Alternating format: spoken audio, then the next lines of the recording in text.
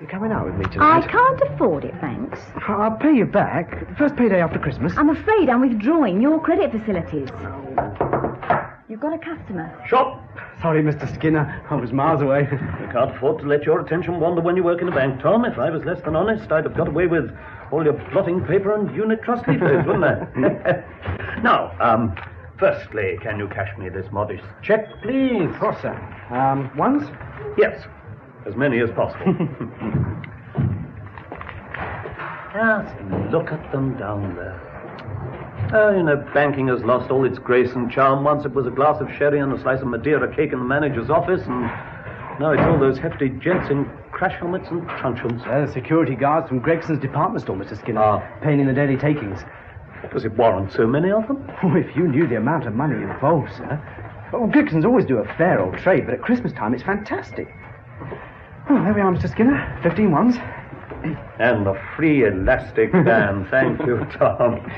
How much money, roughly, do they pay in each day, then? Oh, I'm not allowed to tell you that, sir. No, of course not. I should have known better than to ask a stern-faced, tight-lipped young bank executive. About 20,000 pounds? Oh, you'd have to treble that, sir. 60,000? A day? Makes you think, doesn't it? It makes me dribble, Tom. It's over, what, £350,000 a week, almost as much as you spend on pop records. Oh, my spending days are over until after Christmas, sir. I don't know where all the money goes. Into Gregson's department store by the look of it, and then into your bank. No wonder you can afford to give away free elastic bands. Now, I wonder... I say, don't look now, but there's a furtive-looking cove trying to sneak in behind your counter. Up there. Where does he think he's going? Excuse me, sir, you can't go through there. It's all right. I'm the new branch manager. Oh, Mr. Fussell? That's right. And you'll be Tom Green? Yes, sir. We didn't expect you until after Christmas, Mr. Fussell. Things move faster than I planned. Now, where will I find the acting manager? Mr. Perry, in his office, sir. Your office. First door on the left. I'll show you. I can find it, thanks. You'd better get back to your customer. Yes, sir. Who was that, Tom? It's the heir presumptive to the managership. I'd love to see Mr. Perry's face when he learns his reign of terror's being cut short. Do you mind knocking before coming in here? What the hell are you? Mr. Perry? Yes? I'm Fussell, the new manager. Oh, well, I can spare you 5 minutes. Sit down. Thank you. Sorry I didn't phone you first. Pity you didn't, so I could have put you off. I have no time for casual visitors at the moment. You won't mind if I carry on signing these returns, will you? This isn't a casual visit, Mr. Perry. Oh? I've advanced my plans. Anderson got back from convalescence last Friday, earlier than we expected. Who's Anderson? My replacement of my old branch. Anyway, with him back, there was nothing to keep me there any longer, so we moved into the new house yesterday, and here I am ready to take over this branch today. Not a chance. I beg your pardon? If you had had any experience of actually running a bank, you would know that there was far too much work on hand at this time of the year for me to spare time to spoon-feed someone new and teach them the ropes. Permit me to remind you, Mr. Perry, that whether you like it or not, I am manager of this branch. And permit me to remind you that your appointment doesn't take effect until the 1st of January. Until then, I am acting manager in full charge and extremely busy. So, if you would excuse me... Aren't you being a little childish? I won't query your decisions when you're in charge. Please don't query mine now. Good day. Head office said you were difficult. Difficult? Is that what they think of me? Do you know how long I've been at this branch, Mr. Fussell? Over 30 years, isn't it? 36 years. This branch has had 36 years of my life. I started as junior filing clerk and worked my way up, step by step, to assistant manager. And all through my own efforts. I've got no friends at head office. I can believe that. I've been assistant to 5 different managers. 5 times the job has fallen vacant, and 5 times they've appointed people with half my experience. The worst of them was this last chap. He didn't know how to run a branch, and he didn't want to know. He was so bad that even head office twigged him, and 6 months ago he was asked to resign. I really thought I'd get the job this time. For 6 months I've been working like a Trojan, showing them that I could do it. Yesterday, head office let me into their little secret. They'd already given it to you. It was all decided last June. Yes, I'm afraid it was. The move was delayed for 6 months because Anderson was taken ill. But don't despair, Mr. Perry. I'm sure your chance will come. Well, in case it doesn't, I'm determined to enjoy my brief spell as acting manager to the full, i.e. until the 31st of December. Very well, Mr. Perry. Since you feel so strongly about it. I'll see you January the 1st, 9 o'clock then. Goodbye. Yes? Sorry to interrupt, Mr. Perry. That's all right. Mr. Fussell's just leaving. Mr. Skinner of Skinner Developments would like to see the manager. Someone else who wants to barge in without an appointment. All right, I'll see him. Might as well ruin the rest of the morning. He said he wanted the proper manager, sir, Mr. Fussell. Do you know him?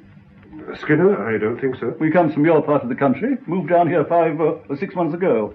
Runs a one-man business speculating in old properties. A bit shady, if you ask me. Show him in, Green. Right, sir. This way, Mr. Skinner. You'll want to see me, but you can hang on if you like. Thank you. Mr. Fussell, how kind of you to see me at such short notice. How do you do, Mr. Skinner? Please sit down. Thank you very much. You know Mr. Perry, of course. No, of course, the acting manager. Must be such a relief for you to have a proper manager in charge again. I didn't know we lacked a proper manager. How can we help you, Mr. Skinner? It's rather confidential. Yes? So if you wouldn't mind leaving us. Leaving? Me? I see. Very well. Please treat my office as if it were your own, Mr. Fussell.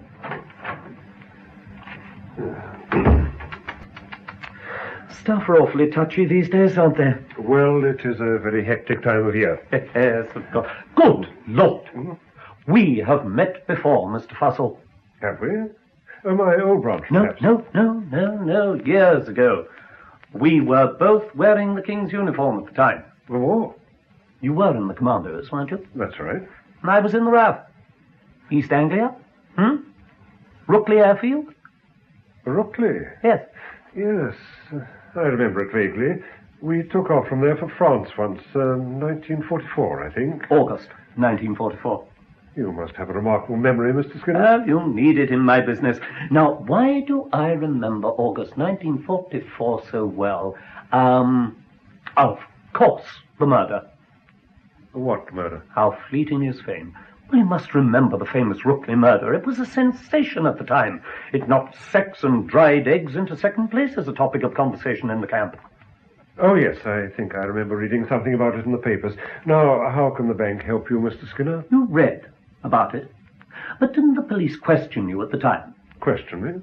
No, why should they? They questioned everyone who was in the camp that day. But I wasn't in the camp that day.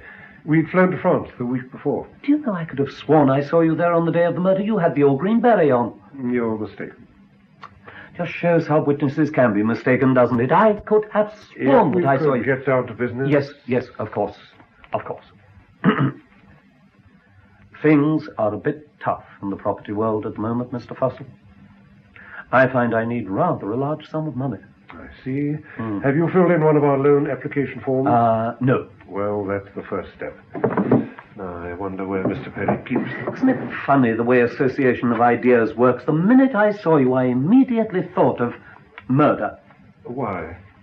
Well, the victim, the chappie who was killed, you know, his father. Now, he's something big in this bank, isn't he? Yes, Vernon Woodhead. He's on our board of directors. That was the name, of course. Woodhead. Pilot office, wait, don't tell me.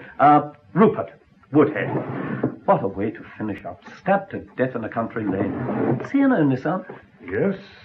I bet his father took it rather badly. Ah, here it is. At the inquest, they said he was blind drunk when he was stabbed. Couldn't have defended himself. What sort of man would do a thing like that? If you could just fill in this form. Oh, thank you. No, they never caught the killer. Well, they're not likely to after 30 years, are they? Well, the police never close their files. It's rather like owing the bank money. They never leave you alone. Wouldn't it be rotten luck to think you got away with it for 30 years and then suddenly... I see, what a very complicated form. There must be easier ways of getting money out of the bank. Not honestly. And where is the form for the other way? Oh, I thought you would have finished by now. Just going, Mr. Berry. Heavy. Oh, yes.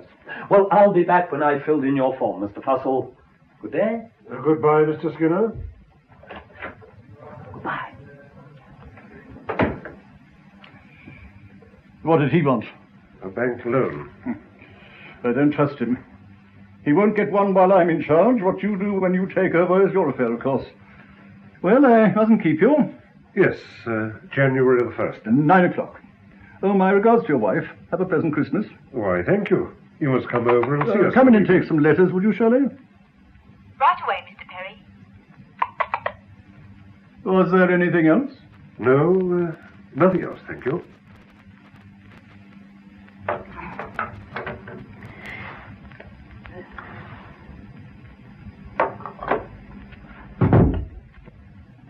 Mary, I'm home. I'm in the living room. Oh, you look busy. Oh, Peter, you're home early. I wanted to be all ready for you. I'll help you. Oh, you're an angel.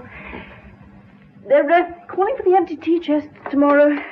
The removal men broke that awful teapot your aunt gave us. Isn't that wonderful? Where shall I put these plates? Anywhere. Oh, in that cupboard for now. All right. Darling, your big day, and I forgot to ask you, how did you get on at the bank? Did you dispossess any old widow ladies?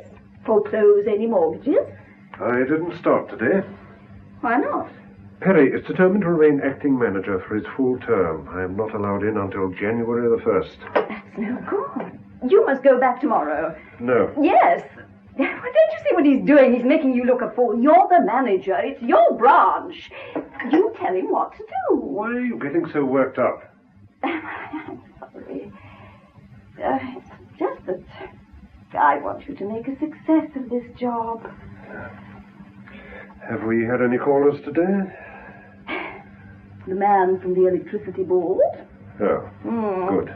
He said our wiring's rotten and should have been condemned years ago. But if we like, he can fix it for us in his spare time for only £50, and the electricity board would charge us hundreds and not make nearly such a good job of it.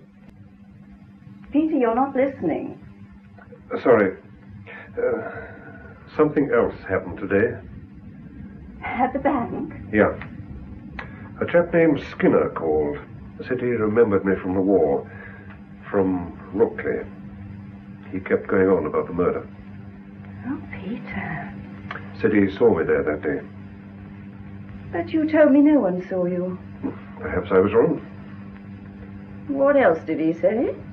Nothing much. Just talked in general terms, but he went on and on about Woodhead. Well, if he was there at the time, it's natural he'd want to talk about it. I suppose so. Oh, your trouble is you haven't got enough to think about. Now, what about my little man from the electricity board? I'm sure he'd make a good job of the wiring. He's got a lovely bald head.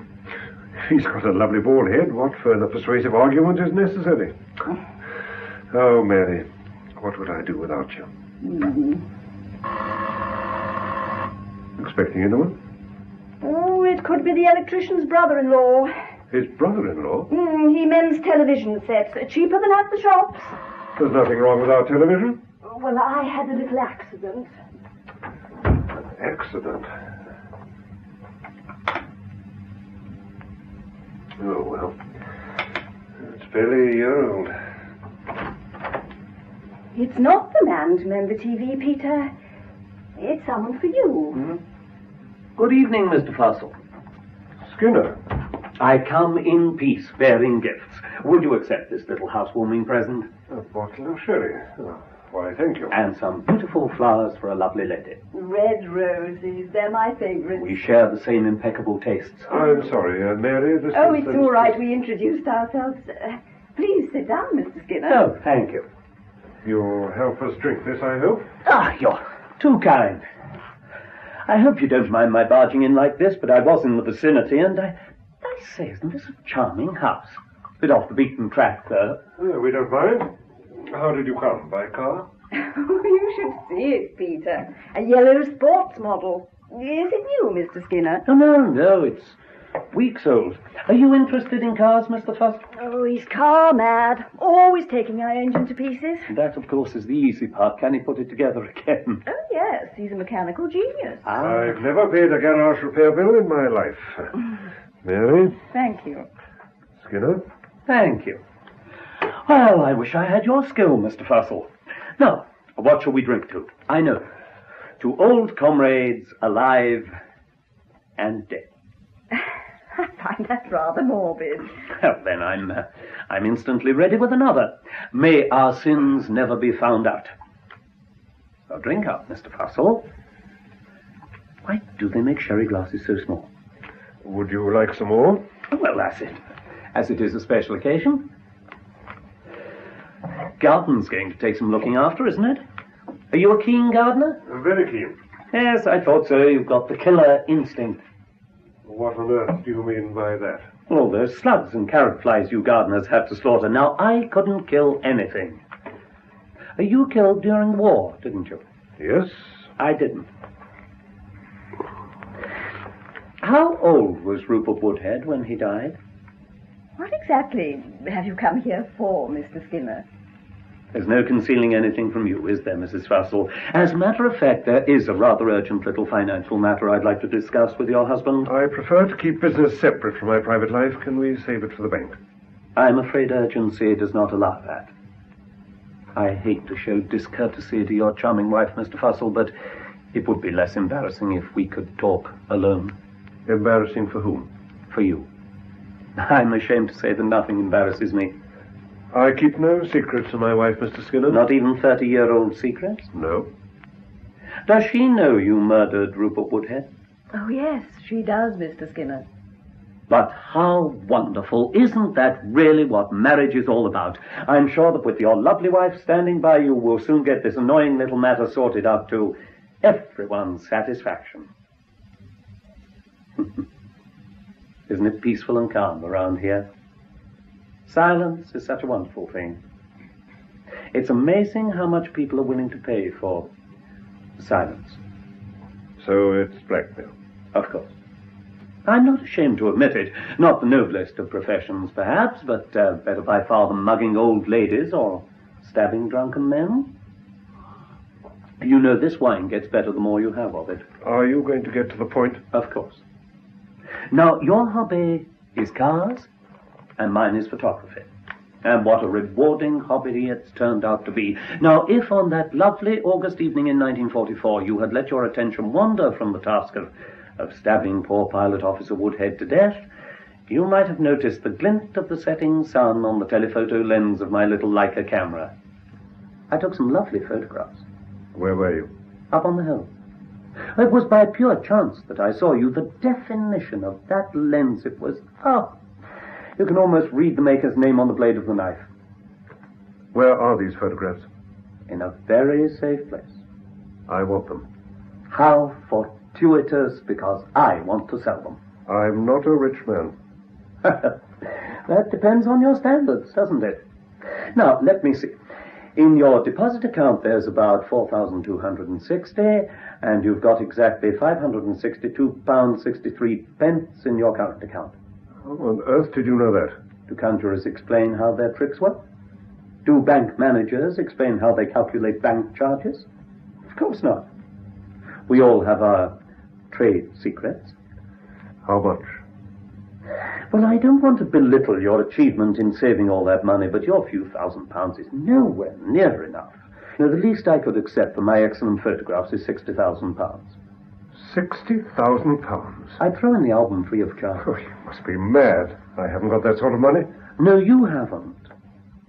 But your bank has. Oh, no. Oh, no. But they're vast reserves. It'd be a flea bite. You're asking me to rob my own bank? Of course not. That will get you into trouble, and that's the last thing I wish to do. All I'm asking you to do is to help me rob your bank. And if I refuse? I wrap the photographs and the negatives up in Christmassy paper and send them to the police with a covering note. If you saw me kill him, why didn't you go to the police at the time? In 1944, they'd have hanged you. I'm a humane man. I couldn't have had that on my conscience. Besides, what would there have been in it for me? Commandos weren't paid very much. All right, Skinner. This has gone far enough. I want the film and the photographs. No, not the gun, Floyd. Please put it away. I'm not bluffing. You're not ruining my life, Skinner. I'd rather kill you. You'd rather. But you wouldn't. Oh, be sensible. What would you do with my body? You said yourself this is a remote house with a large garden. No one knows you're here. Now, I want those photographs. I haven't got them on me. Then we'll go and get them. No. Switch the radio on, Mary.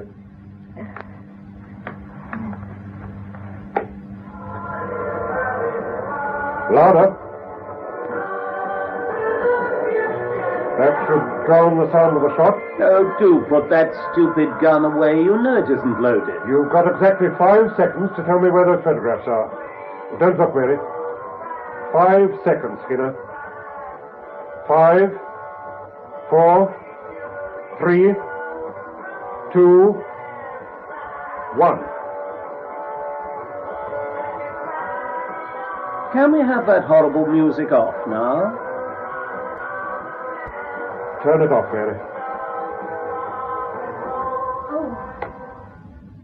Now, don't think badly of yourself, Mr. Fussell. You did it very well, but you'd never leave a loaded gun lying loose in a drawer like that. If it were a knife, and if I were a little drunker, I'd have been worried.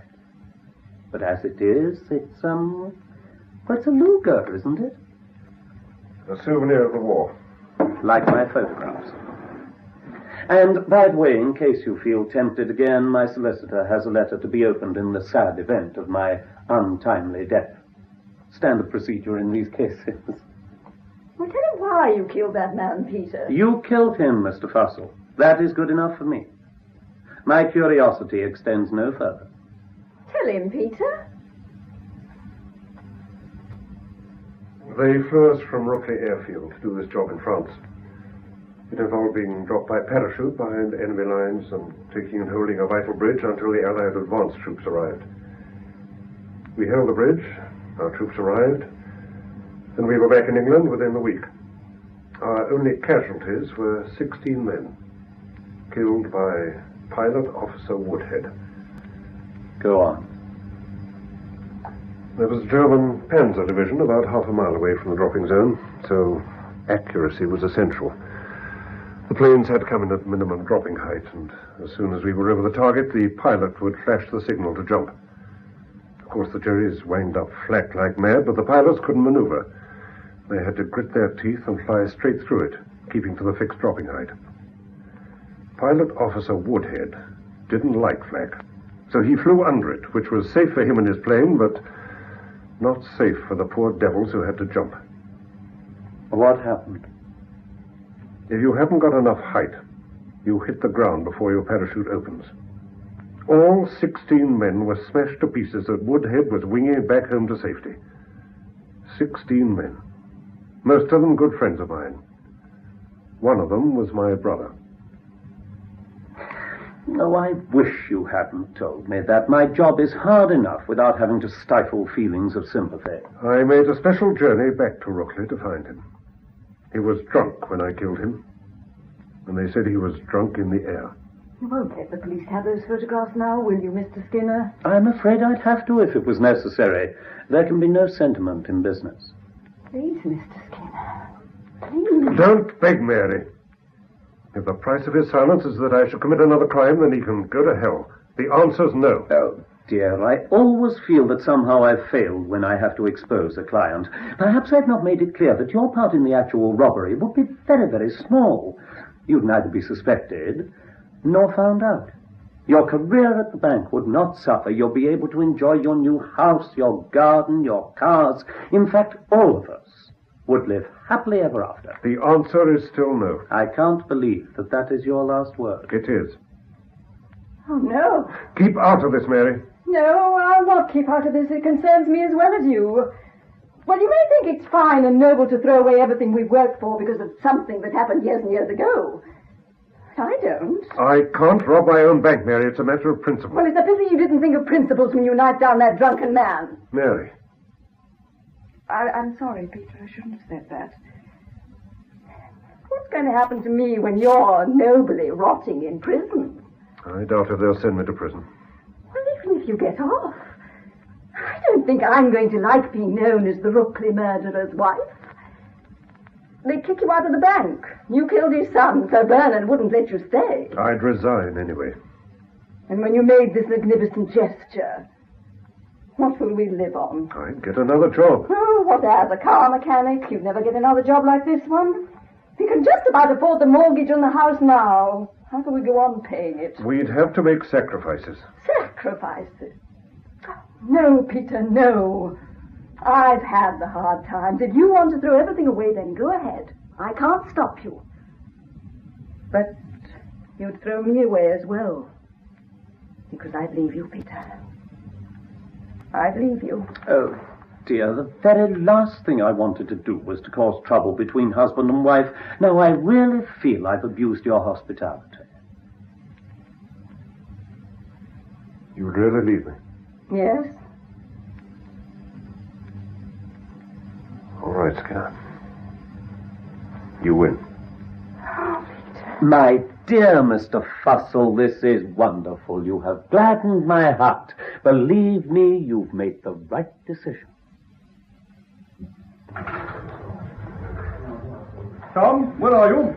Over here, checking the stationery stocks, Mr. Perry. That should have been done yesterday. Well, I was a bit pushed, sir. You'll be pushed right out of a job if you don't buck your ideas up. Gregsons are sending over for a new paying-in book. Let me know when they arrive. Yes, sir. I didn't want to think this job was worth having.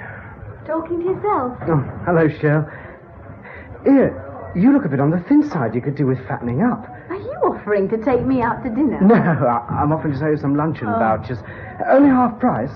Please, Shell, I'm skint. Oh, good morning. Oh, Mr. Fussell. I hadn't noticed you there, I'm sorry. Good morning, Tom. Here's Mr. Perry in. Yes, sir. Is he expecting you? No, he's not expecting me. I'll go straight through. What's he doing here? You know what I think, Shell? What? I think Captain Queeg is about to be relieved of his command. Come in. You. Good morning, Mr. Perry. Your calendar's wrong. I'm afraid I've got bad news. Oh? I've decided to take over the branch as from today. As manager. Yes?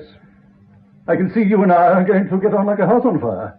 Yesterday we agreed January the 1st. I've had second thoughts. You always change your mind every 5 minutes because I don't. I said I'm staying as acting manager until January the 1st, and that's precisely what I intend to do. Good day. It's all been agreed. I've been on to Mr. Mason at head office. We'll see about that. Surely, get me Mr. Mason at head office. Yes, I'll hang on. It's urgent.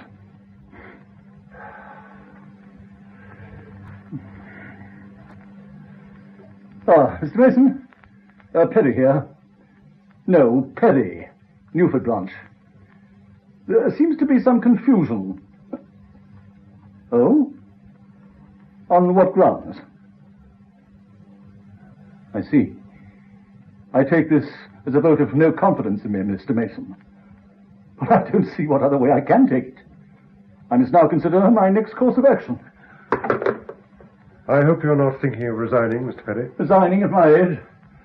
You only had to wait a few days, Mr. Fussell, and you would have spared me this humiliation. Just a few days. I really am most sorry. I'll move my things out of your office right away. There's no rush. I thought there was the indecent haste you're showing to get in here. Yes? Mr. Skinner to see Mr. Fussell, sir. Come in, Mr. Skinner. What a glorious morning. Makes you feel good to be alive, eh, Mr. Berry? Harry! No, it doesn't. Is everything all right? He took it badly. Oh, don't worry about him. He'll have a whale of a time wallowing in self-pity.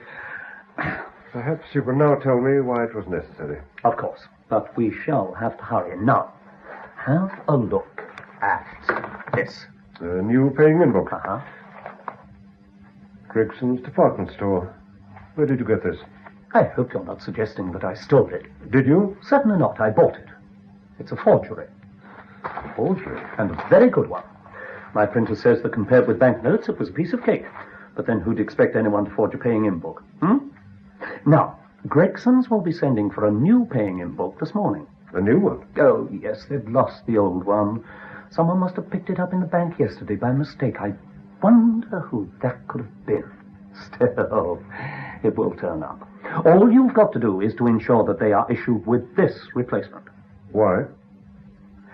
You've probably noticed there's strings of unintelligible figures printed along the bottom of checks and paying-in books. That's for computerized accounting. They're specially printed so that an electronic scanner can read them and automatically transfer the account details to the computer. And what about the name of the firm? Well, that's only printed for the customer's convenience. The machine ignores it. Good, because this paying-in book for Gregson's differs from the real thing in one respect only. It has my account number details printed along the bottom, not Gregson's. I see. I thought you would.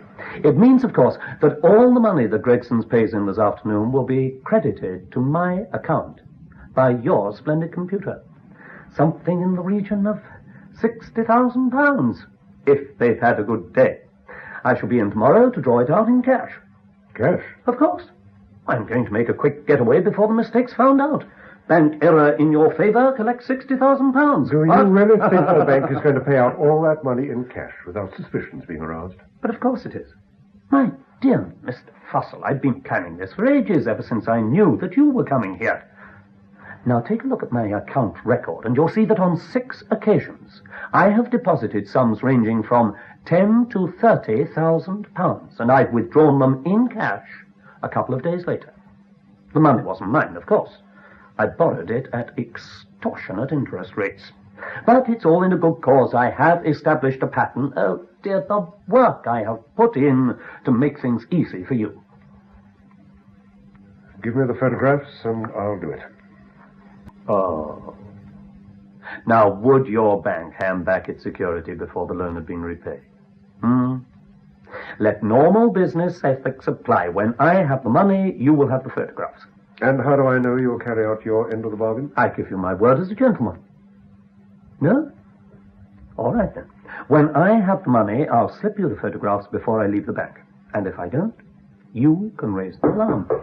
And if your bank grants me this loan, Mr. Fussell, I'll work my fingers to the bone to justify your faith in me. Yes? What is it, Tom? I was looking for Mr. Perry, sir. Can I help? The cashier from Gregson's is outside, sir. He's come for the new paying-in book. Oh. It's all right, Tom. No need to find Mr. Perry. I have it here. Were you looking for me, Tom? Oh, it's all right, Mr. Perry. Gregson's are here for their paying-in book. Hold on, I'll get it for you. Oh, I've got it already, sir. Mr. Fussell gave it to me. We couldn't have done. I locked it in the cabinet. I haven't handed him over the key yet. Well, you probably thought you'd locked it, sir, but you hadn't. If I think I've done a thing, then I've done it. Wait a minute. Let me take a look at that book. Anything wrong, Mr. Perry? Yes, there is. Have I told you about carbon paper? Isn't there any in it, sir? No, there isn't. They're always complaining about it, so put some in before you hand it over. Yes, sir. By the way, I didn't give you the key to the cabinet, Mr. Fussell. Oh, thanks. They gave me a spare at head office, but I'll take yours just in case. So Gregson's now have a fake paying-in book. Yes. The money they paid in today goes straight into Skinner's account. He's drawing it out tomorrow. So this time tomorrow it'll be all over. I suppose so. When they find out what's happened, will they suspect you? No. If I lie my head off, I'll come out unscathed. I'll say Skinner must have swapped the books in my office. Well, that's all right, then. Who's that? That'll be Skinner. I'll let him in.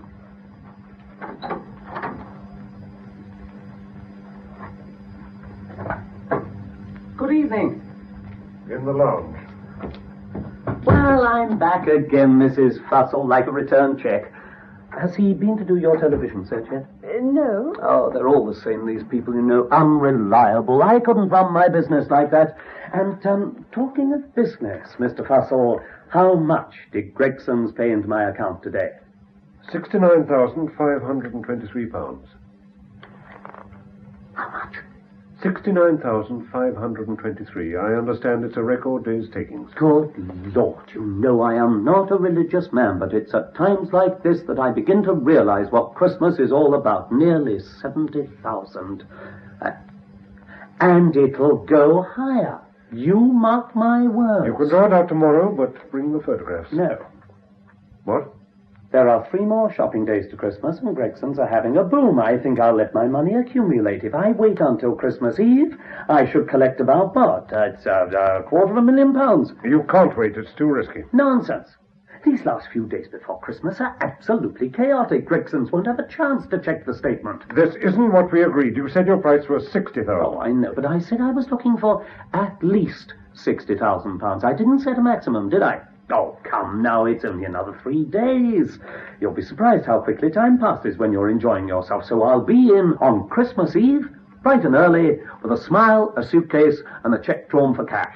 And the photographs. I'll tie a knot in my handkerchief. Well, now, you must excuse me. There's so much to do. Fake passport to pick up, plane ticket to collect, eggs to hard-boil for the sandwiches. No. Do sit down, Mrs. Fussell. I'll show myself out.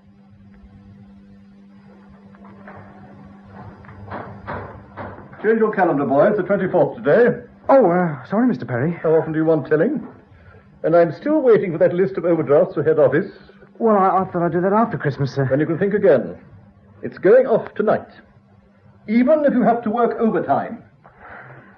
Exit Ebenezer Scrooge. Fine Christmas Eve this is going to be. Here, you wouldn't like to stay behind tonight and help me, would you, Shell? No, I wouldn't. You've had your Christmas present. Yes, it's a lovely tie. I'll get you something first payday after Christmas. Oh, yes, like you did last year. I'm still waiting. Well, how have you got all behind with your work, then? I've been down in the vaults getting that money ready for Mr. Skinner. What money? £217,000 in hard cash. He's picking it up today. All that money. You're not the only temptation in this place, Shell. Oh, yeah. Tom, Mr. Skinner's just phoned. Is his cash ready? All ready, sir. Good.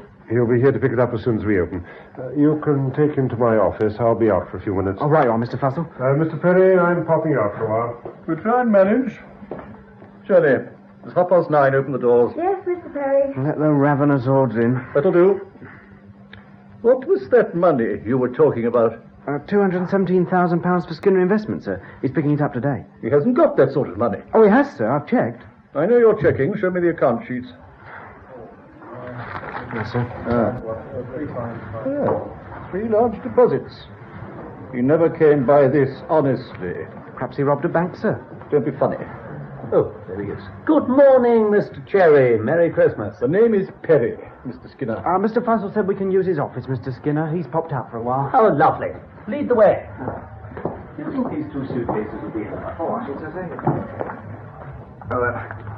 Excuse me. Yes? I'd like to see the manager, please. He's had to go out for a few minutes, sir. Can I help you? Well, my name's Robson. I'm chief accountant over at Gregson's department store. I thought I recognized you, Mr. Robson. I'm the acting assistant manager. Yes. Now, look here, Perry. Your damn computer's up to its tricks again. We've just received our statement. We're nearly £220,000 light. There it is, Mr. Skinner. £217,000.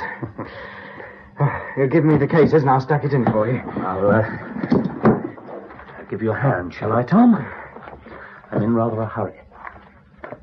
Get on to our head office, Mr. Robson. Right. It looks as if our computer has completely missed your last 3 payments. Shirley, head office, please. We never had this trouble in the old days. In the old days, Mr. Robson, a customer was a customer, not just a number in the computer. Oh, hello, Central Accounts. Perry here. No, Perry. Newford branch. Look, the computer has messed up one of our accounts. No, we can't wait until after Christmas. It's not just a few pence, it's nearly £220,000. This is more important than the office party. Get Mr. Fox to the phone at once. Will it all go in, Tom? Oh, I think so, sir. If I, There we are, that's better. Look, if you could hurry it along. I'm sorry, Mr. Fox. It may be Christmas Eve up in head office, but it's an ordinary working day down here. The account is Gregson's department store. The computer number? Well, how should I know? Oh, just a minute. Can I borrow your paying info, Mr. Robson? The computer number is 1987543/2/110. No, I haven't made a mistake. I'm reading it straight from the book. There, sir. Thank you, Tom. Oh, by the way, as it's Christmas. Oh, I couldn't, sir. Go on. I won't tell anyone. Oh, thank you very much, Mr. Skinner. Oh, there you are, Mr. Fussell. I was afraid I'd have to leave without saying goodbye. No fear of that.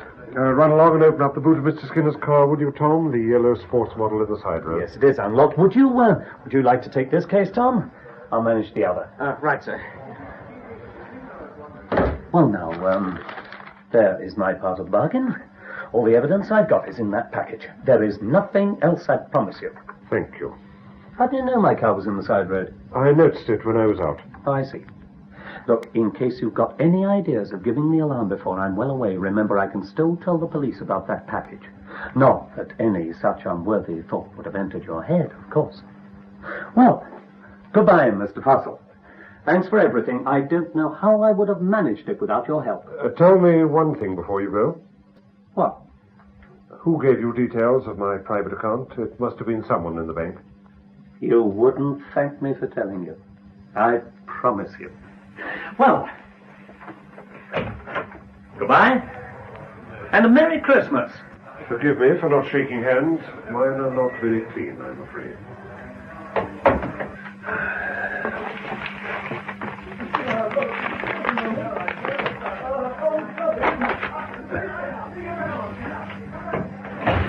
Stop him, Tom! After him! Yes, sir. Mr. Perry, what's going on?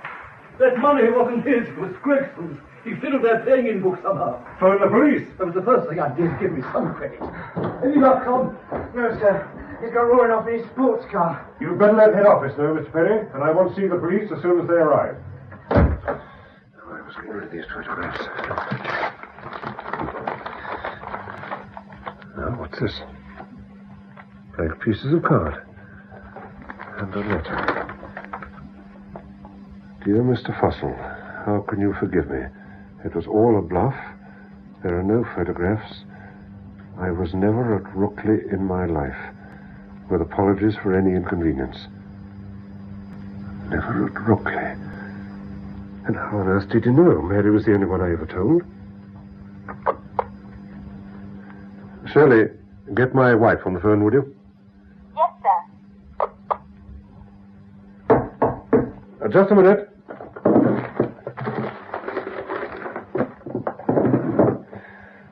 Come in. This is Detective Sergeant Betty. Come in, Sergeant. Sit down. This is a wretched business. Could be worse. I've got the money. What? I just came over the radio, sir. His car went out of control. He had a smash-up at the bottom of Birch's Hill. Oh, no. What a terrible accident. Well, we don't think it was an accident, sir. There's more than a suspicion of foul play. One of our chaps seems to think the car's been sabotaged. You mean someone deliberately interfered with the brakes? That's funny you'd mention the brakes, sir. Oh, I assumed. Oh, yes, well, it was the brakes, by all accounts. I'm on the way to look at the car now. Who'd do a thing like that? Oh, he wasn't short of enemies, sir. With a file that thick on him back at the station. I suppose he's dead. Very much so, sir. They were both killed outright. Both? There was a woman with him, sir. She hasn't been identified yet. A woman? Oh, he was a great one for the lady, sir. Could twist him round his little finger. Excuse me. Yes? There's no reply from your wife, sir. Shall I try later? No. No, thank you, Shirley. There's no point. She won't be there anymore. Hi. Well, sir, I must be off. I just thought I'd pop in with the good news to cheer up your Christmas. Hold on, Sergeant. I think I'd better come with you. I may be able to help with the identification.